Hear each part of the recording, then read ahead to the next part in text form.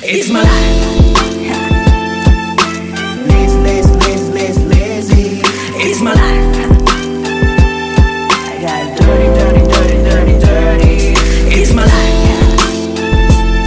I wanna shop, shop, shop, shop, shopping. It's my life. Assalamualaikum warahmatullahi wabarakatuh. Perkenalkan, nama saya Abdul Aziz. Saya ambil teknologi 18 dari Jawa Tengah. Dan rekan saya mengikuti driving dari Agro 19. Saya berasal dari Pamekasan. Oke, untuk teman-teman, kegiatan pada kali ini yaitu kita melanjutkan praktikum yang kemarin. Setelah kita membahas istilah-istilah genetika, sekarang kita lanjut ke acara yang kedua, yaitu bahan-bahan genetika. Ya, nah, ayo kita simak. Oke, yang pertama mengenai sejarah-sejarah dari perkembangan bahan genetik.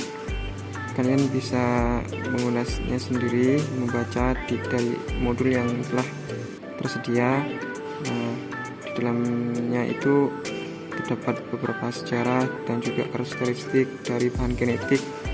Terus juga dijelaskan mengenai apa itu materi genetik. Kalian bisa baca sendiri ya. Oke, langsung saja ke slide berikutnya.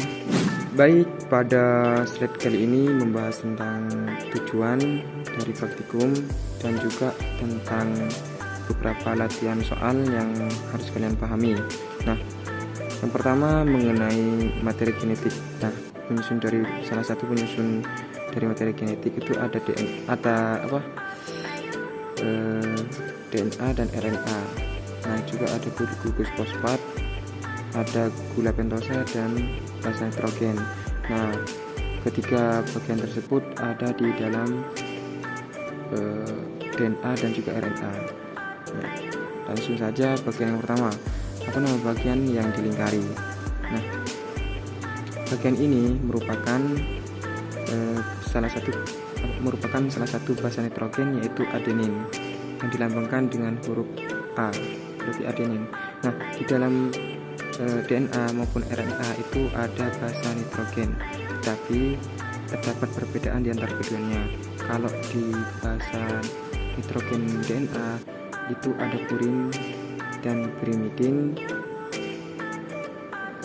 namun untuk purinnya ada adenin dan guanin, sedangkan untuk pirimidinnya ada timin dan sitosin.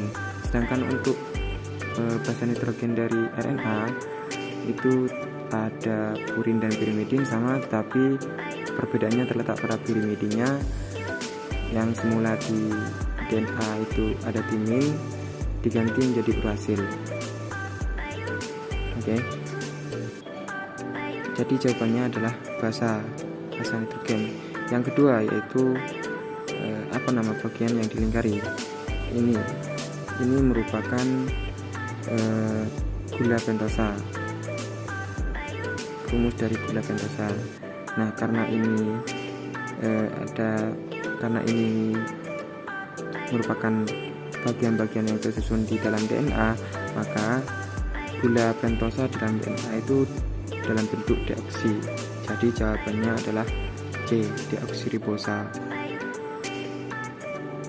Selanjutnya yaitu nomor 3. Apa nama bagian yang dilingkari? Nah, ini tentunya kalian sudah bisa tahu, ini adalah bagian dari gugus fosfat. Oke, pindah ke slide berikutnya. Nah, di slide berikutnya ini nomor 4, apa nama bagian yang dilingkari? Bagian yang dilingkari terdapat gula dan basa, berarti nukleosida, karena tersusun atas gula pentosa dan juga basa nitrogen. Oke, selanjutnya nomor 5, apa nama bagian yang dilingkari? Karena ini merupakan keseluruhan, jadi ini adalah bagian dari nukleotida. Nukleotida itu terdiri dari fosfat, gula pentosa, dan basa nitrogen. Lanjut ke poin yang ke-6. Nah, di dalam poin ke-6 ini disuruh mencari karakteristik dari DNA dan RNA. Nah, kalian sudah bisa memperkirakan sendiri dari penjelasan saya tadi kalau gula pentasa dari DNA itu dalam bentuk deoksiribosa, sedangkan untuk RNA dalam bentuk ribosa. Nah, sedangkan untuk basa nitrogen di DNA itu ada purin dan pirimidin, dan purinnya itu terdiri dari adenin dan guanin, sedangkan untuk pirimidinnya terdiri dari timin dan sitosin. Dan untuk RNA hampir sama, cuma perbedaannya di timin. Timin itu diganti urasil kalau di RNA.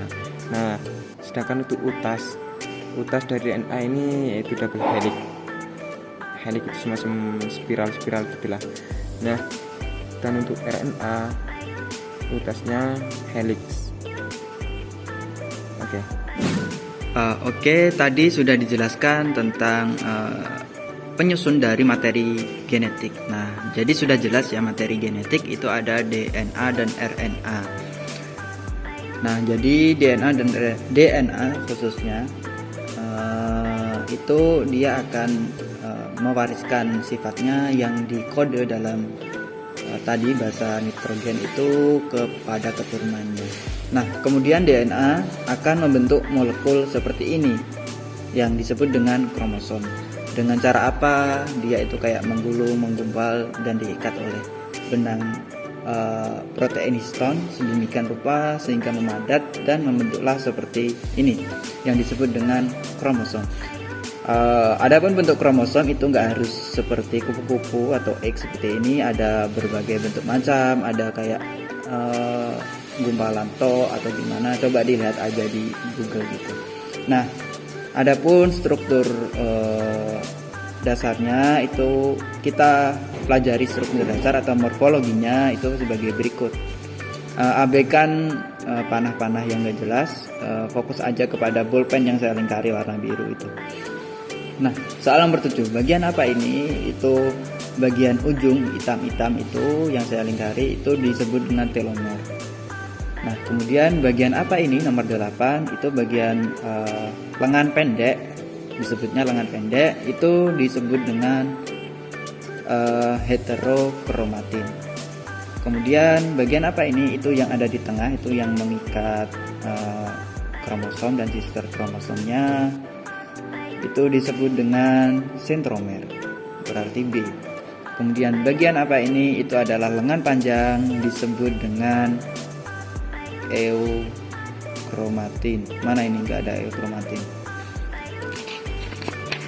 Oh, ternyata di sini pilihan eukromatinnya, berarti kok nggak fokus, berarti F ya. Nah, ini adalah sebuah sequence DNA. Kita akan lengkapi basa nitrogen apa yang terbentuk. Nah, tadi kan ada tuh lengan panjang dan lengan pendek. Kenapa bisa begitu?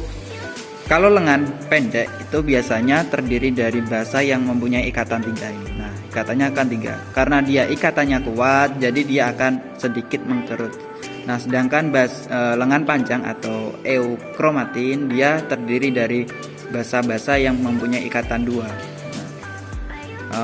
Karena dia ikatannya cuma 2, dia itu lemah, jadi dia akan cenderung melebar gitu atau memanjang. Nah, kita lengkapi. Ini ada basa purin adenin, berarti dia pasangannya adalah basa pirimidin yang mempunyai dua ikatan gitu, berarti dia di sini isi timin atau T. Nah, gitu. Kemudian yang kedua ini bahasanya apa? Kok nggak ada ya? Karena dia ikatannya juga 2, berarti otomatis bahasa purinnya itu bisa pasti dia adenin karena ikatannya 2. Nah, berarti ini juga timin lagi. Kemudian ini ada basa pirimidin sitosin. Kemudian bahasa purinya berarti guanin. Karena apa guanin? Karena guanin mempunyai ikatan 3. Nah, di sini juga sama. Karena ikatannya 3 berarti bahasa purinya guanin dan bahasa pirimidinnya sitosin. Gitu. Oke, saya close up. Nah, lihat di ikatan-ikatannya jumlahnya berapa.